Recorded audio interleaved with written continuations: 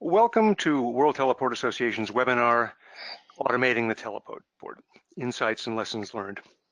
My name is Robert Bell, and I'm Executive Director of WTA. In case you're not familiar with us, WTA exists to advocate for the commercial interests of teleport operators through programs like the Satellite Operator Benchmarks Research, which asks teleport operators to rate the commercial and the operational practices of the satellite operators they do business with.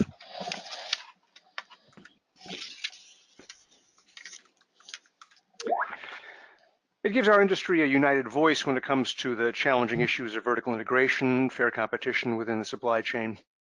We also promote excellence in operations, in technology and business practices among teleport operators to maintain the competitiveness of this sector and ensure that customers receive the best value for money. And the primary example of that is our teleport certification program, which is in widespread use around the world by teleport operators and increasingly is appearing as a requirement in RFPs going out to our sector. Today, we are focusing on the subject of software solutions that automate important business, technical, and operational processes for teleport operators. And our topic comes from a recently published report, Automating the Teleport, which is based on interviews with technology providers and teleport operators. It's available free to WTA members as a benefit of their membership and for sale to non-members, except those clever enough to be attending today's webinar. Our agenda for the hour includes this introduction, some key insights from our report of that same name, and we will then welcome our panelists and explore with them, with your questions, the opportunities, challenges, and best practices in automation for teleport operations. The panelists who will be joining us in just a few minutes are on your screen. They are Pedro Molinero, who's the Operations Director of Hispasat. As you can imagine, extremely experienced satellite fleet director with a history of working throughout satellite communications as well as in satellite navigation. Joining him will be Ian Jones, who's the CEO of Goonhilly Earth Station, that historic teleport located in Cornwall in the UK. He's also an experienced entrepreneur and an innovator in the field of SATCOM and systems engineering. And finally, Stuart Doutridge, who's VP of Advanced Technology at Kratos, where he leads the satellite ground segment technology initiatives, including digital IF applications, visualization of ground systems, and monitoring across the ground station. And finally, I want to thank Kratos for their sponsorship of our Automating the Teleport report and of today's webinar. They're a major force in technology and services that support national security, but they're also very active in the commercial sector, providing mission-critical products, solutions that manage and optimize satellite signals and networks, and much else. They're a longtime supporter of WTA's efforts, and we're very grateful to them for continuing that in today's webinar.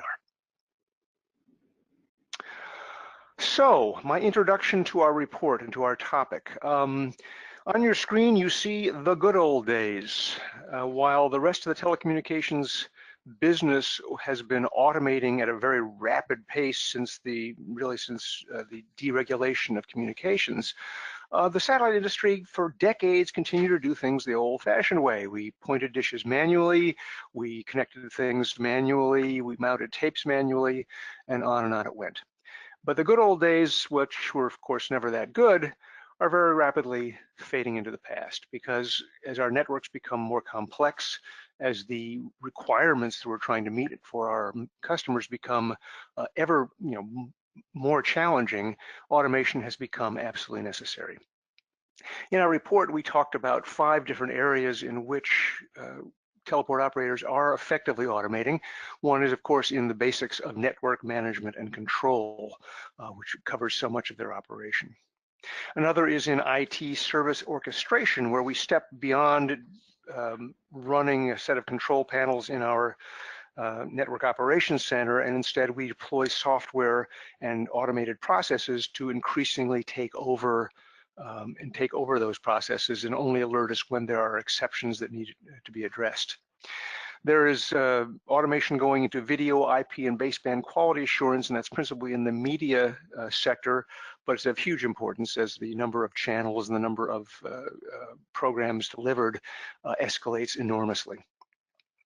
There's also the issue of booking and media and production workflow. So we're talking about where the money comes in terms of booking things, as well as in making the whole production workflow much more efficient. And finally, the business of setting up the remote end terminals and VSAT management is also subject to some very impressive automation going on right now. So the key issues uncovered by our report really are a set of questions, and they're well worth considering as you begin the automation journey. First of all, of course, what is the outcome you're looking for? Obviously, what you want are reduced outages, improved quality of service, and reduced costs would be a nice thing as well. It's perfectly possible, of course, as we all know, when you automate something, to instead create a single large point of failure that never existed before. So that requires a great deal of you need to go in with your eyes open into the process. What is the opportunity? And this was one of the most interesting things in the report. What the respondents who spoke to us, and these are basically a set of teleport executives and technology executives and satellite executives, view this or automation as an opportunity to fundamentally rethink their operations, from the network operations center all the way out to terminal provisioning, to improve its performance, to reduce its costs, to make it just far more efficient than it's ever been. Something that you run into very quickly is the whole issue of how do we see the operation that we're automating? Are you going to go with proprietary systems or with open ones? That's a hard word to say today. Proprietary technology is really something the satellite business has been doing for most of its history, and the software that comes with that hardware very often offers tremendous simplicity and ease of use, but of course, it's very hardware specific. At the other end of the spectrum are open multi-vendor platforms that are designed to work with pretty much anything, very flexible, very powerful. The danger that was cited by many of our respondents was they also tend out of the box to produce enormous complexity for operators, so that when operators need information, what they get instead is a lot of confusion. So that's something to be managed as well. Media or data? Teleport operators tend to focus in one or the other. And what's most interesting is that really fundamentally from an automation standpoint, they're increasingly becoming the same, because that video wall has been transformed and continues to transform into a data-driven understanding of service levels, as opposed to staring at a lot of screens to see what's going on. And finally, the bigger issue beyond that is this whole issue of orchestrating whether you're orchestrating your own operations or multiple operations. Are you going to move beyond the command and control of operators in your network operations center, looking at screens and making decisions, or are you going to increasingly move into service orchestration, which may involve a lot of other resources, including cloud services that you're incorporating into your service level? Generally speaking, in our report, what you're seeing is pretty much every operator is heading towards the service orchestration model. They're taking different times and different routes to getting there. Our respondents talked to us about where they're putting their money to get the best result. Trouble ticketing and IT support has turned into one of those things that's just sort of an absolute must-have. And we're talking about turning manual ticketing processes that can take hours sometimes into seconds, while improving their accuracy and their completeness. So there's obviously a payback to be earned from that. The booking and asset management side, where the money comes in and how you run your assets. One respondent talked about his success in reducing the time to book circuits from up to an hour down to 5 minutes, saving a measurable amount of money for each booking. And of course, as the volume rises, you're talking about some serious money. Even larger than that is the avoidance of booking errors, which of course, if you have to reroute things to the last minute, you're talking about adding 5 to 10% of your operating costs. And that's certainly a goal to try to carve that out of your operation.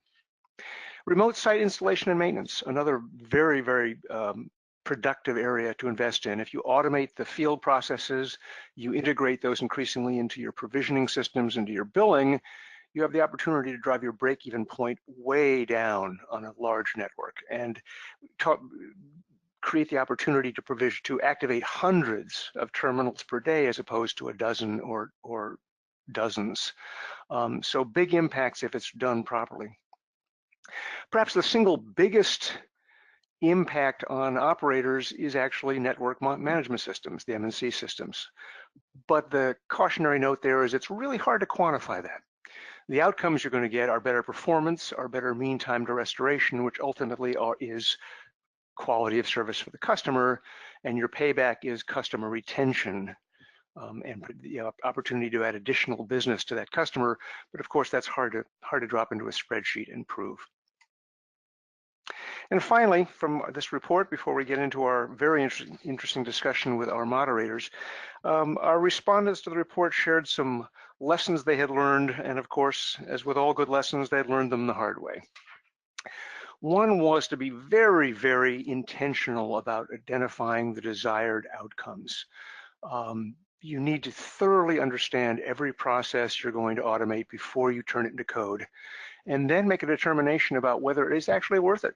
Are you going to reduce manual work sufficiently to justify the investment involved? Sometimes what seems like a good idea in terms of automation turns out to ultimately not be worth it because human beings are going to be more efficient at it.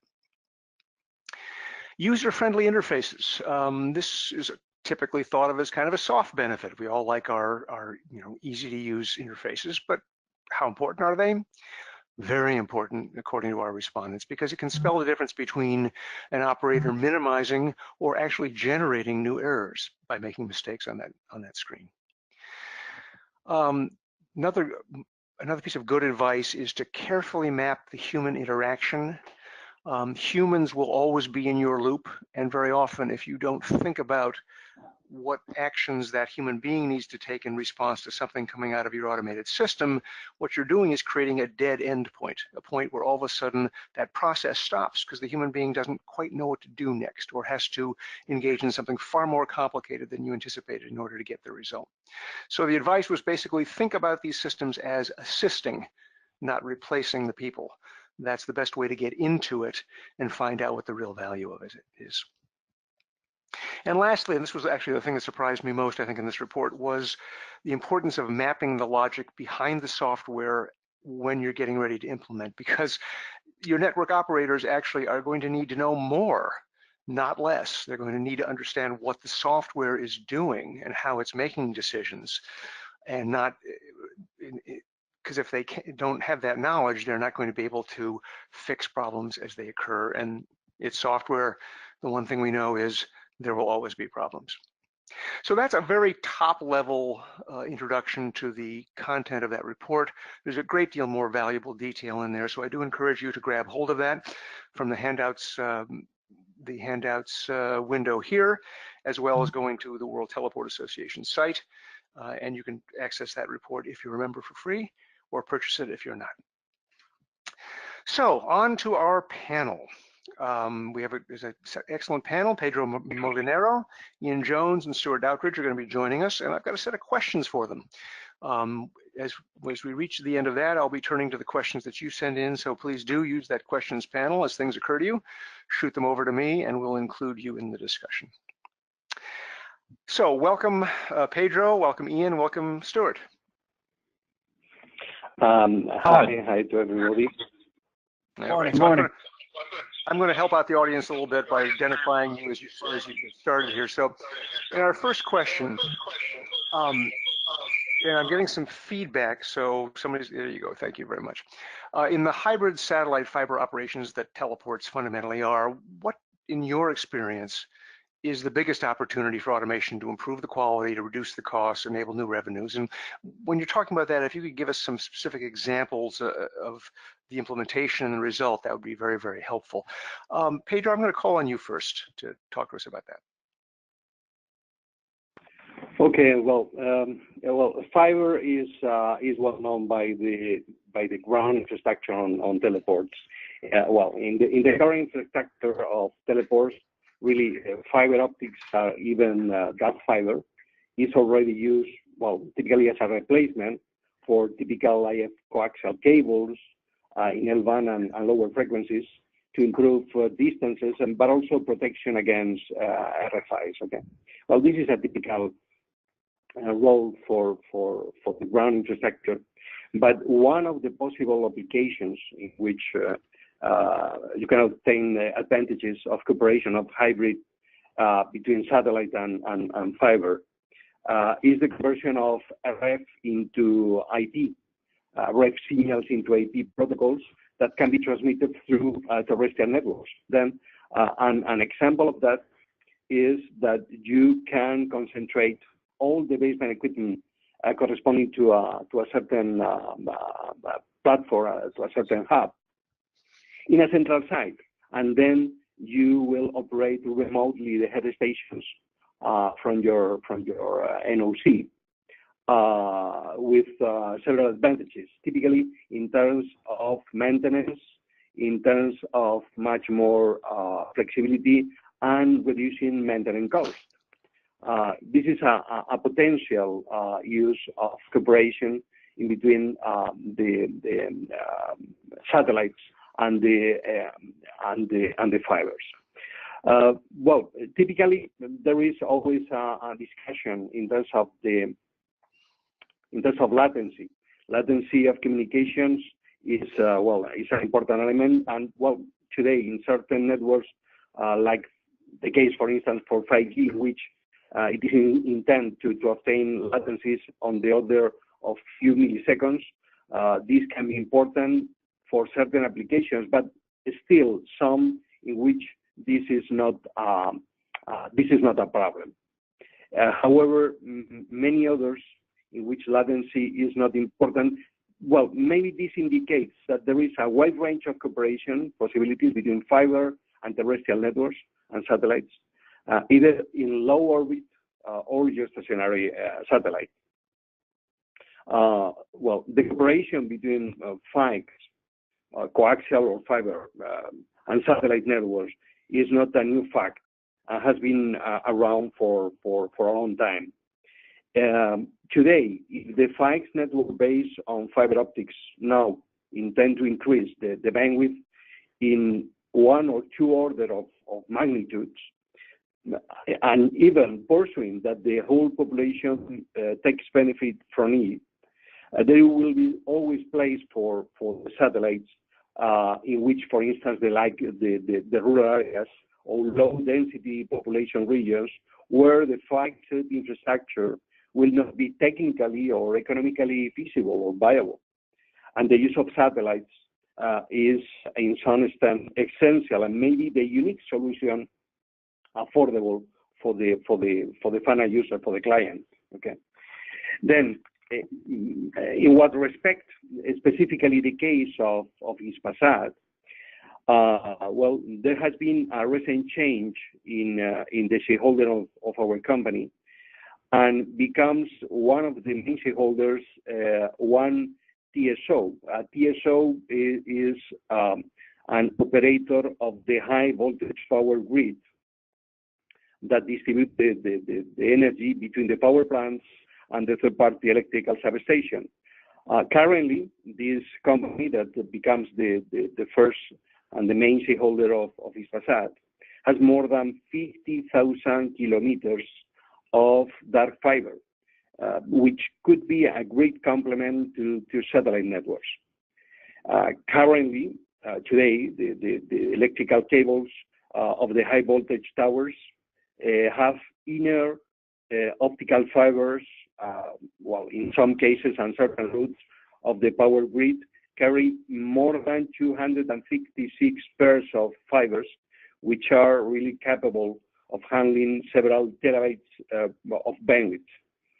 The extension of the capacity of terrestrial networks in rural environment, for instance, or in those places where the networks are not viable, it could be obtained through the interconnection of the small satellite gateways with dark fiber.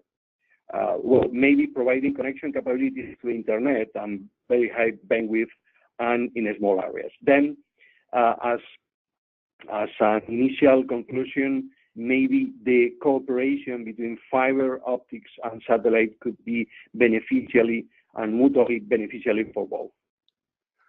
Pedro, this is just, so where's the automation part of that? I'm going to guess that it's given that kind of network topology, that's going to have to all be remotely managed, right?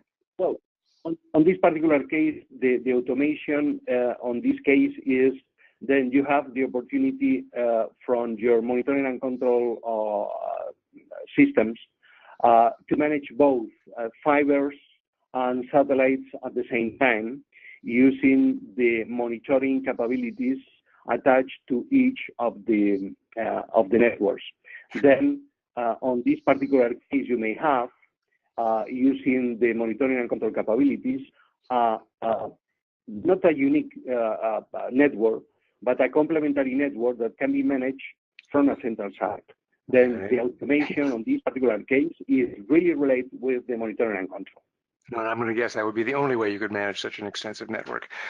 Ian, let's turn it over to you. We're talking about the biggest opportunities to improve quality, reduce costs, and so forth, based upon your experience there at Goonhilly or elsewhere. Yeah, indeed. I think, well, you know, one of the first lessons I learned, in fact, it was my very first day at work, when I started work at Martlesham Heath at BT Research Labs, was the phrase, "It's okay leaving here." We were doing a video conference, and you know, that everybody wanted to let everybody else know that everything was working at their side of the network. And I think both the satellite communications side of things and the data, the fiber side of things, ultimately what we're trying to do is we're trying to get our data from one end to the other, and these are both complex systems, but they're quite different in many respects. You know, the fiber in the data world is steeped in routers and all of the control of IP circuitry and how you make sure that the data is appropriately routing, and you can trace the route that it's going, and you can have failover scenarios and that side of things. On the satellite communications side, you know, we satellite engineers are steeped in all of the other things, like making sure our antenna is pointed in the right direction. We've got our link budget calculated, all of the pieces of equipment that ensure that the end-to-end solution is going to work. They're very specific bits of equipment to the satellite world. And I think we found in bringing these two together that whilst we might have a common language of IP and of communication links and of data rates and things, there's also a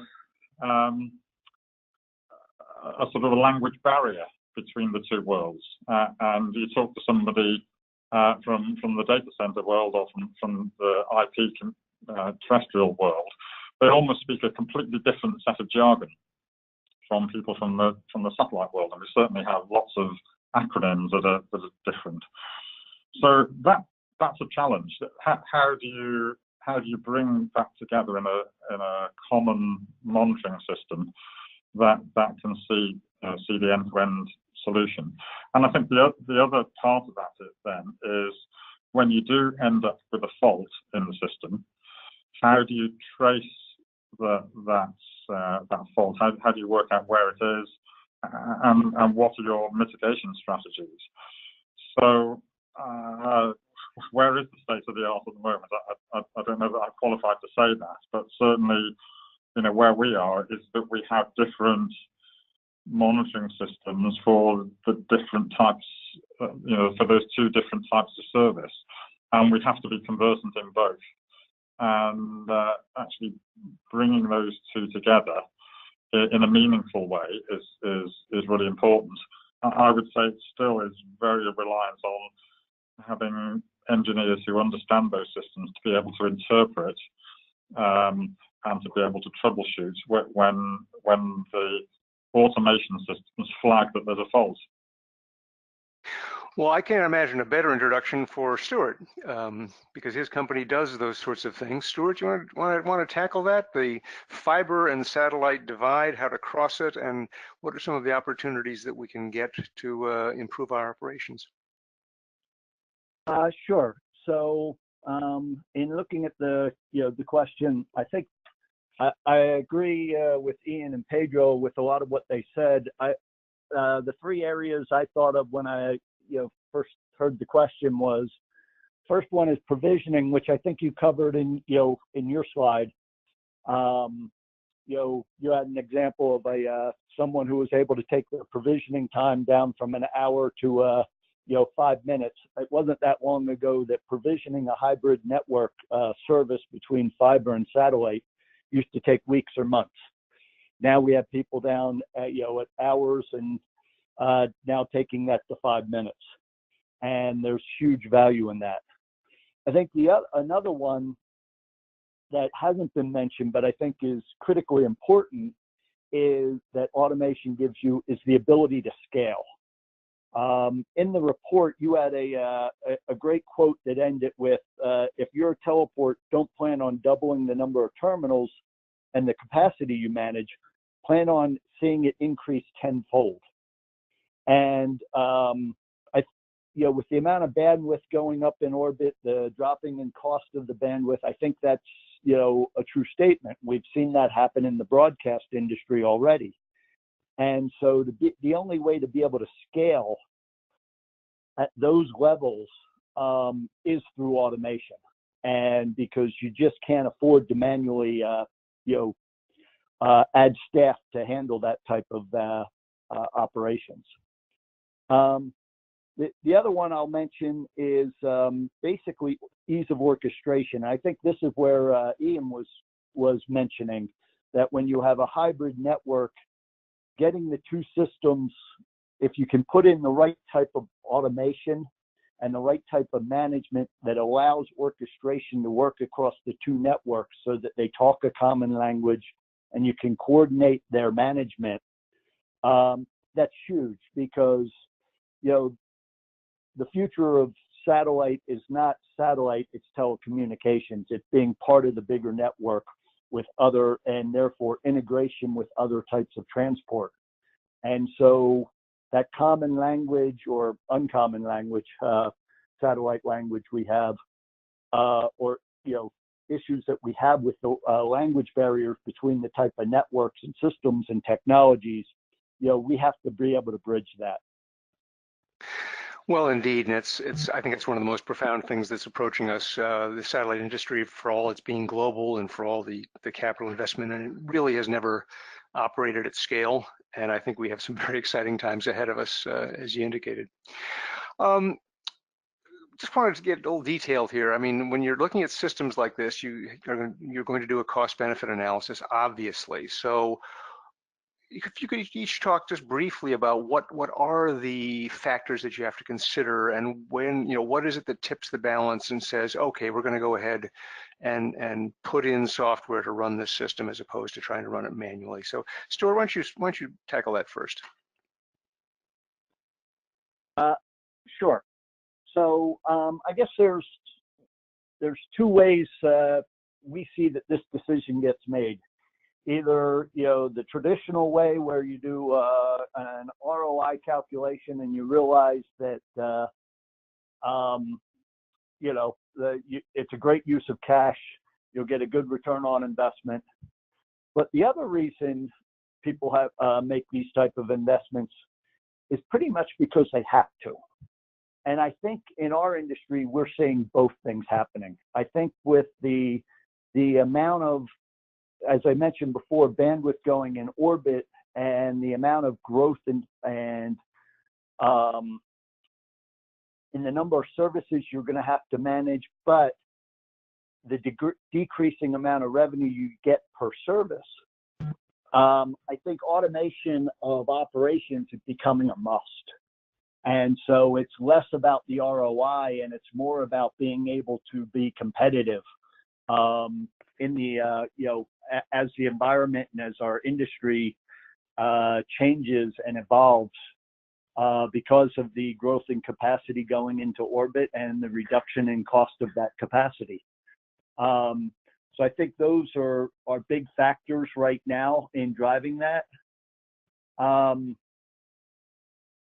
The other thing I think that's critical in planning this out is there's a lot of factors besides just the automation that need to be taken into consideration. And that's, things like the resiliency that, the impact on resiliency, the impact on security, the impact on scalability, manageability of the automated solution, and how you maintain continuity of service, while you're going through the automation. So there is a lot that goes into the decision process that we see our customers make.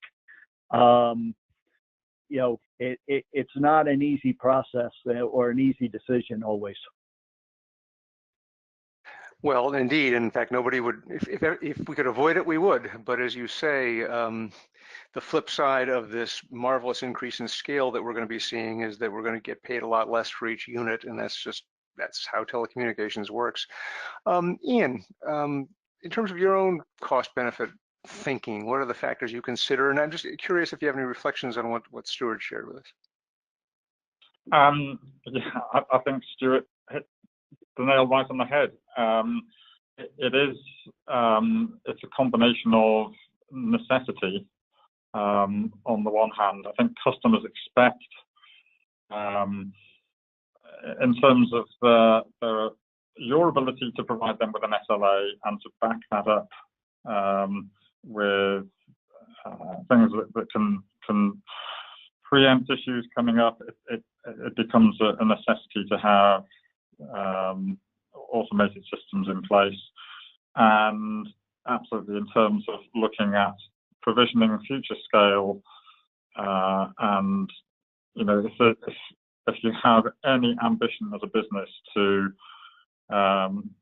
ride the wave of scaling up a service, then you have to be in a position to automate that provisioning and to meet a varying rate of demand for that service.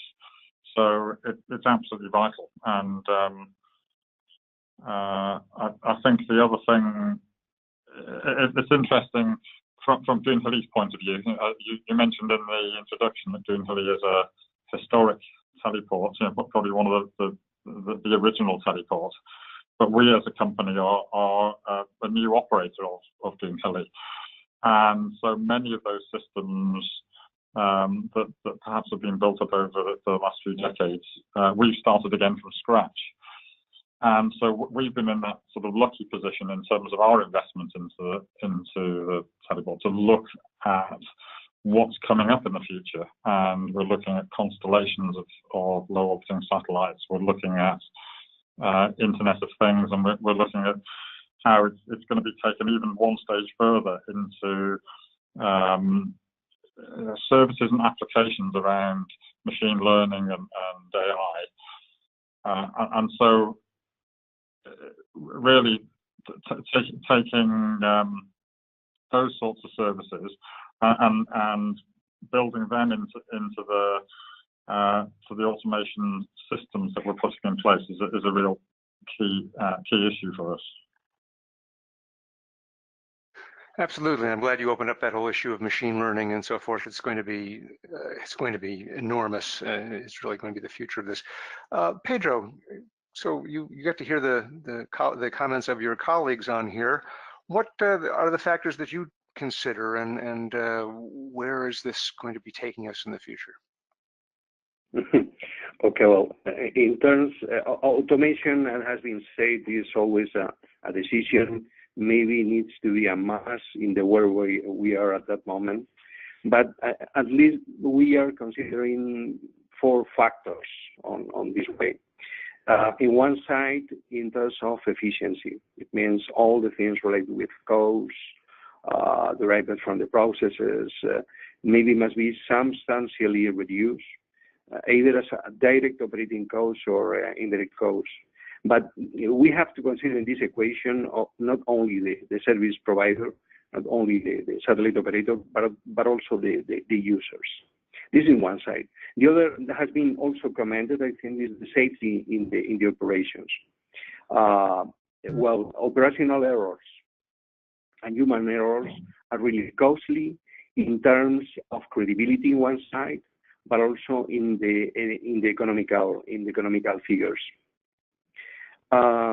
Another factor to be considered is the improve on the management for the system resources, but also considering not only the satellite as an isolated really spot as an isolated island, but consider also the relationship always with the clients, avoiding unnecessary consumption for time resources and allocating the specific resources for each particular case. And one result also of the automation is that we may be really plenty of data that can be historical data that can be managed and also used for improving the service and the user experience. This is a key factor also that the automation process can provide us to satellite operators and other networks in order really to improve for the near future and for the medium term all the user experience. I think that's an outstanding point. You know, the old maxim is that if you can't measure it, you can't manage it. But the availability or the opportunity for our facilities to become huge data generators can be nothing but good for ultimately for our customers. Passing on, I want to talk about the fact that this has typically been a very hardware-driven business. So we have a bunch of extremely smart people who know how to make some very complex hardware deliver results for us. And as we move into, as we scale up, as we're forced to move into automation to control processes, of course, our internal requirements begin to change for expertise, for the IT infrastructure, for the ability to bring in a third-party cloud service provider, as many of our customers are now asking us to do. What are as an operator today or as a technology company advising those operators, what are the sort of new requirements that we're facing that perhaps we weren't facing 5 years ago? Ian Jones, you want to give a try? You want to try that one out? Yes. It's interesting, isn't it? And I think that as an industry, the teleport industry and the satellite communications industry, oh gosh, we have quite a certain demographic about us, don't we? We're all of a certain age and we've been in the industry for a long time. And there's this new space industry coming up behind us, which is full of 20-somethings who are very bright out of university and are defining space exploration for the future and creating these new constellations of satellites, and are very much the people who are driving this new integration and IT. So I think almost the intelligence quotient of the staff in the teleport is rising rapidly, and I think that's a great thing for the industry. We're certainly finding that we're going out and seeking new graduates with new skills, and particularly around IT skills, as the sort of the integration, the maturity of the systems on the satellite side, as that becomes more integrated and more of a solution that you can install and forget about, then having the skill set of the people who can then work with new applications around data services, that's the thing which ultimately adds value to the business that we're providing in a time when you know, we're finding that it's a very competitive market, both for satellite operators and teleport operators. So to counteract that, I think we need to move towards provisioning and providing the end user applications, and certainly from our point of view, that is driving us to employ people who can design and develop and deliver those solutions in-house. And I think in terms of third-party providers, from our point of view, I think we're looking to bring that sort of data center aspect and high-speed computing in-house. That really enables us to understand it and provision services. And yes, there'll be times when you'll want to use cloud services, but really to get to the bottom of how you can really participate in the value chain. I think having that sort of thing in-house and investing in that is a critical part of our thinking. We did a report on cloud services, and interestingly enough, that's where this industry at the moment is coming down. It's that you're always going to have a hybrid data solution because, as you say, you need to actually understand what's going on, which is something you deny yourself if you're just using a third-party application. Pedro, in terms of the IT infrastructure and the in-house expertise at Hispasat, how is that evolving to meet the new requirement?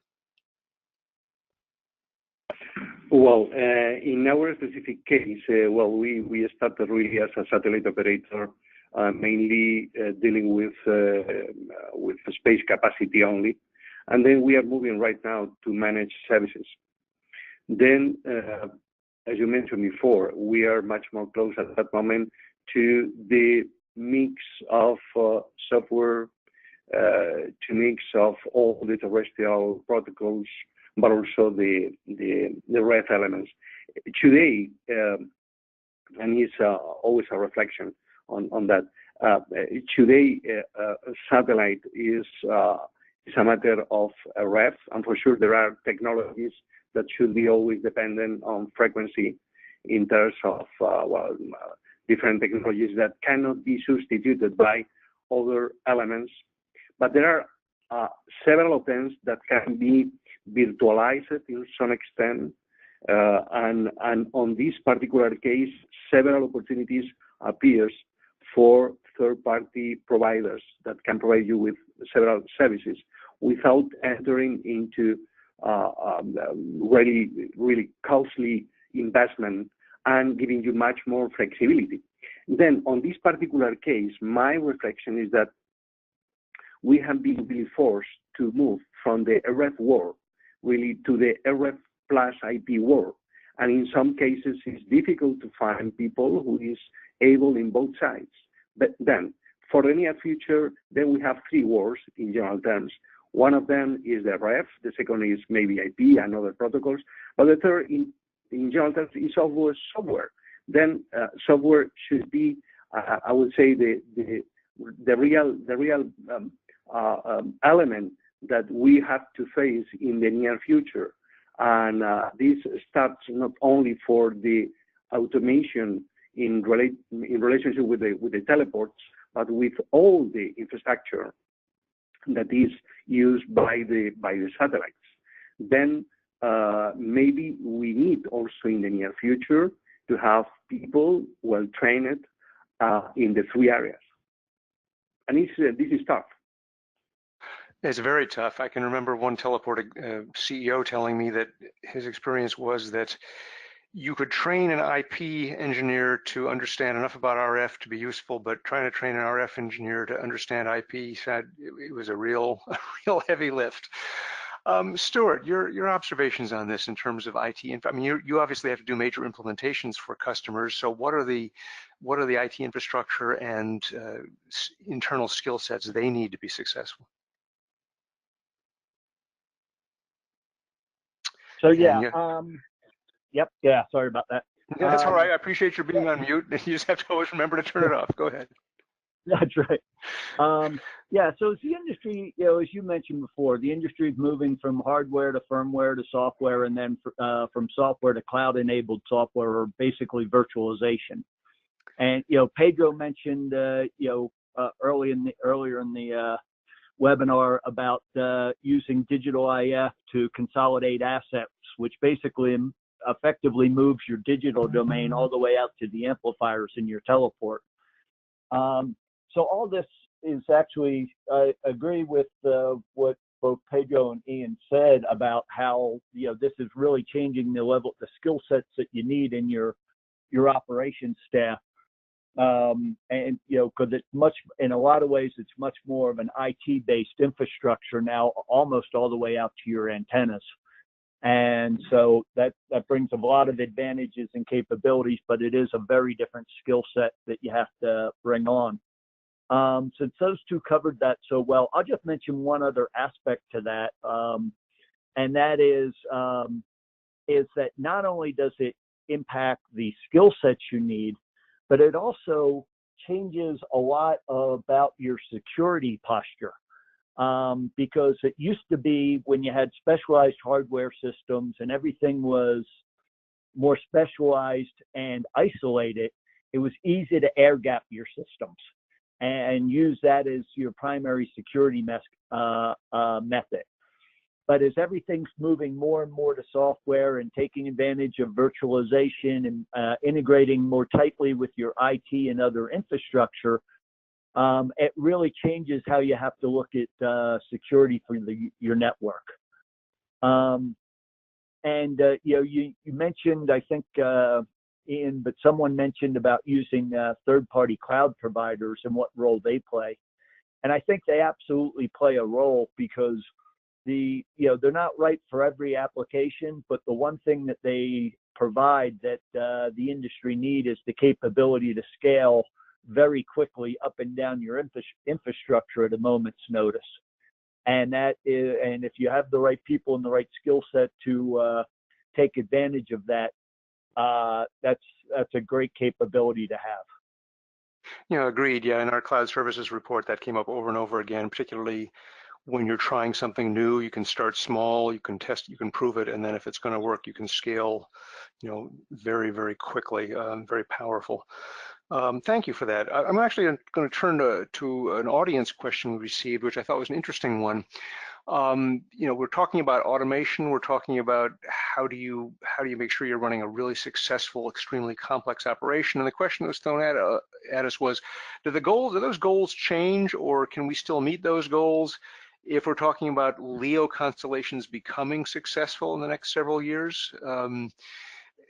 How is LEO going to change this this world we're talking about, or will it even be the fuel that accelerates it faster than anything else? Anybody want to take a shot at that? Well, this is Pedro. Sorry, go ahead. Pedro got there first. Go ahead, Pedro. Okay, well, Constellation for sure should be something that could change in the short term all the paradigm, because, well, as you said, well, we are considering constellation of thousands of satellites and covering hundreds of thousands of clients, maybe, if we are a success on the business. But let me try just to think in one of the applications that today is really around all of us, is the IoT, the Internet of Things. Then today we are considering millions of elements distributed everywhere that needs to be really communicated, and all the small data obtained from them. That the only way really to touch this business is through automation. Today we cannot really manage with the current infrastructure and the current process and methodologies this number. This is a huge number that the only way really to manage is IoT. If is through automation. Then if we consider this in parallel or in addition to Constellation, for sure automation is the only way. There is no other opportunity. In the case of IoT, mainly because we are considering an ARPU really that is really very, very low. Then you cannot really spend too much effort and too much, let me say, manpower or whatever around that, because you are receiving few dollars per month, maybe, from this kind of applications. Then you have to reduce as much as possible your cost. The automation, in my side, in my way, really is the only thing that can be applied. Indeed. I'm sorry, I interrupted somebody else who was going to answer the question. Was that you, Ian, or you, Stuart? Yes, yeah. I think it's a really interesting new market. And when we started our operations at Doon Hilly, we came from a background of being equipment suppliers, equipment builders, and we found ourselves operating a teleport. We were very nervous about it because the first few contracts we did were TT&C contracts, responsible for making sure that the satellite operator could have access to their satellites. And we were doing some satellite drifts, in fact. And so nervous were we of our own capability that we just made sure that things went wrong. We were straight onto the satellite operator and said, look, something's gone wrong. We don't know what it is, but we'll help you find it. And these were complex chains of things happening. As it turned out, thankfully, it wasn't our fault that something had gone wrong, but we had spotted that problem. And actually having almost the confidence, but the skill set to be able to spot that there's an error, and then without knowing initially what the problem is, having the ability to work that through is something that stood us in very good stead throughout the growth of the business. And from those early days of us doing that, I felt that was a philosophy that we should really take forward. If you now look to these constellations, where the constellations are now starting to build out the first gateway stations, I think it brings together the expertise of everything that we've talked about so far. You've got the old skills of satellite communications, the new skills of the IT and the applications developer, and automation. And I think it's a combination of all those three. We need the automation ultimately to help us scale those systems up and to keep them running and to monitor them.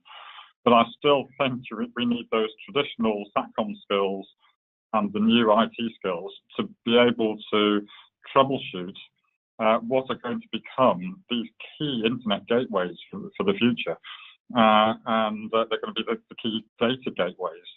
So the role of the teleport operator is going to continue to be a highly skilled one, supported by the sort of by the automation and the computer processes that support us.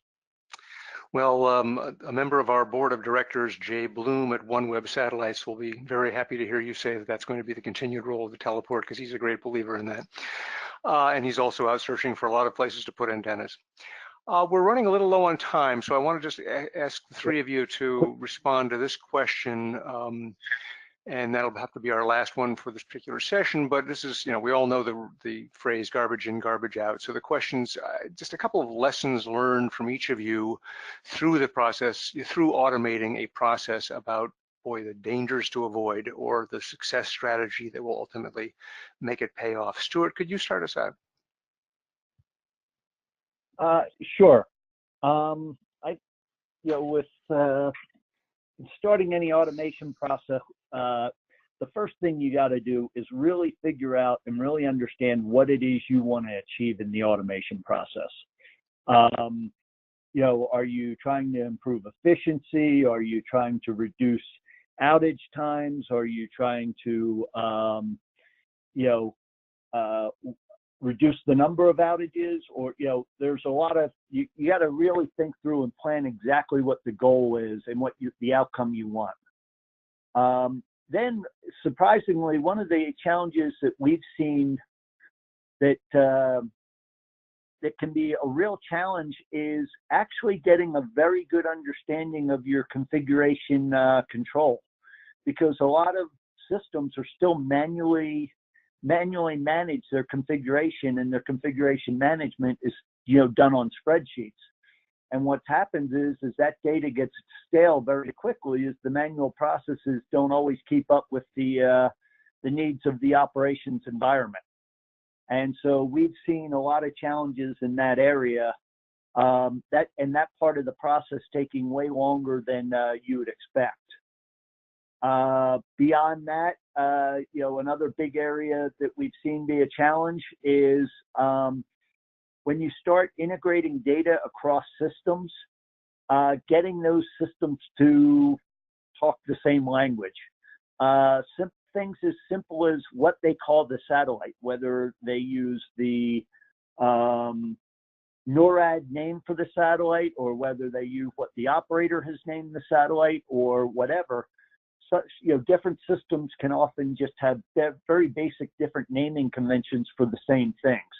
So you got to get basically a data dictionary set up across your network that gets everything talking the same language. Yeah, that came up in our report. That came up in our report as well. Taxonomy as being this huge stumbling block. Sorry, go ahead. Yep, and I'd say the other one is also deciding how to do it in a phased or bite-sized approach, where you can do it in steps, where you can make meaningful progress, so that you can show value in the process without trying to boil the ocean, where you can make meaningful steps. Operations team and management can both see some value out of the automation process by doing it in phased approaches. And it also allows you to be agile in the process so that you can make adjustments if things aren't working out as you like. So sure. I think I'm going to stop you there, Stuart, just in the interest of time. That was a fantastic list you gave us, and I want to thank you so much. Ian, from your experience, is there anything you can add to that list? Yeah, I think so. I think when I started my previous business, we were making frequency controls for the Inmarsat system, and we based our design on an existing design. And we installed it as a demo. Somebody, and basically it worked by having this big frequency control loop through the satellite. Somebody opened the door, a blast of warm air came in, the oscillator went on a runaway, and our system managed to crash the entire Inmarsat transponder. And we went away very despondent on our flight home from this demo, but we redesigned the system, and we came up with a solution which actually was orders of magnitude better and became the de facto solution. And I think it's great to make incremental changes and to slowly nuance your performance. But if something is fundamentally broken, or if something isn't working, I think being bold and actually just rethinking things and saying, is there a much better way of doing this? Sometimes is the right way. And I think that needs thinking about sometimes as well. Well, it does, and I think that was really what was behind the comment from a number of our respondents. This is a chance to rethink your operation. It's where you will find out that you've got spreadsheet level configuration or whatever it might be that's really holding your operation back, or in this case, the opportunity to blow up a satellite. That's not something everybody gets to do every day. Pedro, we'll give you the last word on this in terms of are there any thoughts you can add to this question about the mission critical things you need to do? Well, I think everything almost has been said, but I think I fully concur in first is quite important really to unify the language. When you are really trying just to make an automation, maybe there are several parts involved in that maybe have a different understanding for the same work. And this is at the end is creating long-term dissatisfaction, delays, abandon of certain objectives in order to make it the project viable and feasible. And for critical mission automation, in some cases, the trial error methodology is used, and this creates really several difficulties because we are talking really on real-time operations, and then this creates always problems to the different people involved with it, business, operations, marketing, and all of this is almost, as I have said, is real time. And when the system is launched, you cannot stop at all. And then you have to solve the problems on real time, creating additional dissatisfaction. Then be careful really in what is said on trial error approach. That can be really a nightmare. Yes, indeed. A nightmare is a good word for it. Well, we have to leave it there. I have quite a few other questions that I'd like to be able to ask you, gentlemen, but unfortunately, we have run out of time to do that. If you of course can go to our report, Automating the Teleport, which is available from your handouts panel here, or by going to www.worldteleport.org and looking up reports on our site. But before we wrap up, I just want to ask you if you would take a couple of moments to fill out the online survey after this webinar, because your feedback helps us do a better job of that each time. And I'd like to take this opportunity to thank our exceptional panelists, Pedro, Ian, and Stuart, for their contributions today. And listen, I wish you all a good morning, afternoon, or evening, depending upon where you're connecting with us. Take care all.